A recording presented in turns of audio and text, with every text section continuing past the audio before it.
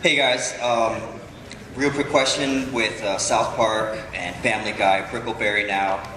Have you gotten, I know there was a Cold War between, the creators of South Park and creator of Family Guy, Seth MacFarlane. Has there been any feedback from any of these creators, like Matt Groening or any of from Matt Stone or Trey Parker about your show?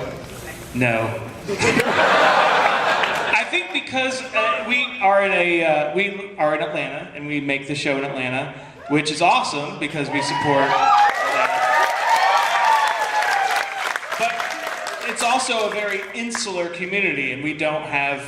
It's not very Hollywood, so I don't know if Matt or Adam have ever met those, but we did win the Comedy Award last year which was pretty great. Took it away from South Park.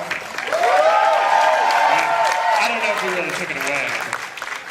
Well, we also don't like take shots at people, so those other guys, like South Park especially, essentially singles out people to take shots at them, and we're not really that. When Adam Reed writes a shot at somebody, it's like an 18th century general that nobody's ever heard of. It's like, take that, Ambrose Burnside, and he's like, I think that's a 19th century general. I remember that from college. That's a burn. We did. Bob's Burgers was fun. Yeah, Bob's Burgers guys were really cool. So they were super cool. He doesn't care anymore. Yeah. But that is somebody that's cool with us. Well, I was actually coming up here to ask about Bob's Burgers, but Oh boy. I had a second question ready just in case. I know I really enjoy Archer, mainly because it's one of those shows that the continuity of just the small gags will continue from episode to episode. And I was just wondering if there was any specific small gags or goofs that go from episode to episode that really sink in with the crew. Any favorites? Any that were cut out that maybe you guys wish were in there?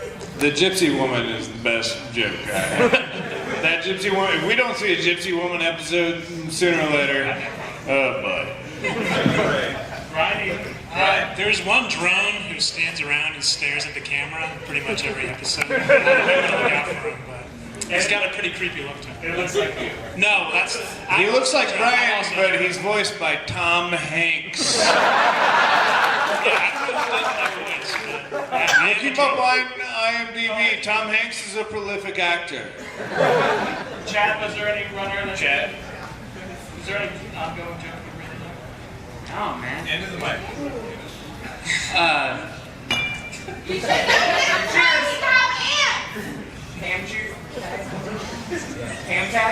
Pam tag. Pam is everywhere. Pam Tag is his answer. Pam tag, cats. Pam's graffiti we put all over the place. So keep an eye out for that. We put it in really obscure places. She's been everywhere. That's my favorite. No, I mean, I love every running gag. I think they're all ingenious. So I don't have a favorite one necessarily. There's so many. I don't know what's going on. On Amber's Twitter, there's a running gag about Mr. Peepers, which is Mr. Meepers. Mr. Meepers. Mr. Meepers is a cat that I found in a dumpster after I was dumping 3 dozen chicken wing bones. And he lives under my desk at ISIS. And another one is that the strip club that Pam works at in her off time is called Crammers. I think that's pretty funny. Thank you. Yeah, thanks, man. Hi. As time has gone on the show, fewer and fewer other members of ISIS outside the main cast seem to be appearing. In particular, I noticed in a recent episode they mentioned that the fat guy who ran the computers was killed. It just happened. The episodes are shown out of order. They don't necessarily come in the way they're written, and we record them for various reasons. And so, in this past episode, the one that just aired Thursday, you see him die. But even though it was referenced earlier in the season, it's just because the episodes are out of order. But if you look closely in the pilot, there's actually 2 Bilbos. And there's actually a twin Bilbo. Oh, really? Really, this whole time there's been twin Bilbos, and they've been subbing in and out for each other. And you just didn't know which Bilbo was the which Bilbo.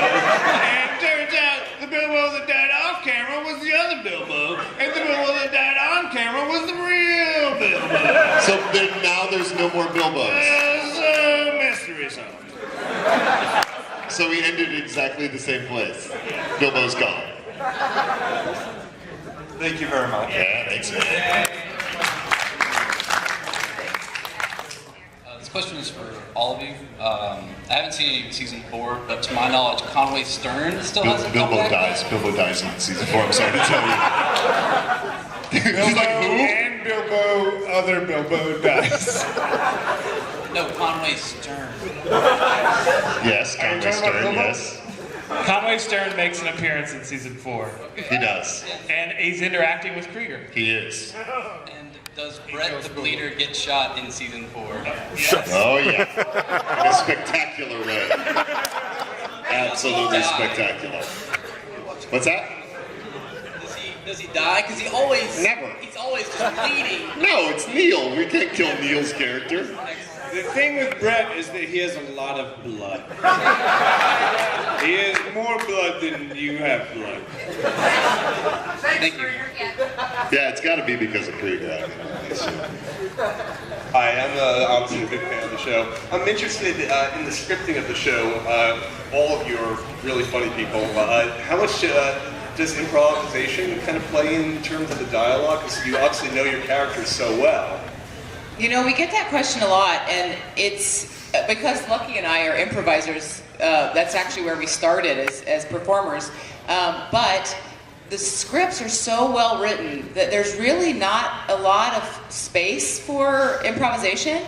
If we had stuff or if we needed it, Adam would totally be cool with it. But a lot of the improvisation happens in like everybody's reaction lines to stuff. And also when we're in the booth, Adam or Casey will just have an idea to say a line a different way, and then we'll just start riffing a little bit then. So they're improvising with us as the writers and creators of the show. So that's really cool. So some of the improvisation comes in there. Yeah, and again, like our Twitter feeds are the one outlet we have of voicing our characters. And there's really great stuff on there too, so get on that shit, everybody. Really pushing it, Lucky. Hey, man. Pushing those Twitter feeds. I need more followers. Pam's crushing Krieger right now. Hi, I have a couple of questions. One, could I grab a Krieger sticker? Do what? One of the stickers. If you have Sure. Wait, is that the only question? I would have saved it for you. No, wait, come back here. No, don't. Wait, come here. No, don't. My second question is, what was the inspiration for Katya's character art? That's a good question. The physical look for Katya's character, like the whole realm of the whole character arc of Katya? Yes. Mainly her outfits and generally what she would wear. Chad, That would would you be like to? Kat Shea, ladies and Kat gentlemen. here. Come on up here, Kat. Kat is in charge of the wardrobe on the show. She does all of the wardrobe. Chad's gonna take this one. What was the question? I wasn't paying attention. Katya's outfit. Basically, that was a Neil Holman design, I think. The original, maybe. Yeah. So, girls in corsets are really pretty, and girls in miniskirts are really pretty, and then Adam really wanted her to have a blonde, like really platinum blonde, but with bangs, and we went from there. And it was a lot of trial and error. That sounds like really simple of corset, miniskirt, blonde, bangs. Done. Hey, but, Phil, that guy's that's yelling really hard at to us make through it a look sign. Functional. But Chad Hurd has. But the coolest thing about it was way in advance in season 2, we're working on Katya, and then Adam says, check out the season 1 poster, and then Katya is right there in the middle of the season 1 poster, sitting on that water cooler with all the water gushing out from under her. So he's got this thing all planned in advance, and then we just basically had to draw that. But you guys didn't tell me that, and I actually made a Katya costume that I had to totally remake to match that. So there's actually 2 Katya coats that exist. Chad's answer was so. Thanks, guys. Since we have limited time, why don't we just take one more question and we want to watch that reel that we brought as well? Okay.